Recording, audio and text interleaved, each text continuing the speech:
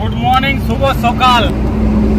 আজকে আপনাদের কাছে এই ভিডিওটা নিয়ে আসলাম শুধুমাত্র সমস্ত ড্রাইভারদের জন্য, যে সমস্ত ড্রাইভার বাইরে চলে, ইউপি, এমপি, বিহার, সেই সমস্ত ড্রাইভারের ভিডিওটাকে প্রচুর শেয়ার করে জানাই দেন যে এমপি বর্ডার আবার চালু হয়ে গেল। এমপি বর্ডার বন্ধ ছিল, আবার চালু হয়ে গেল। গতকাল থেকে 1 তারিখ থেকে চালু হয়েছে।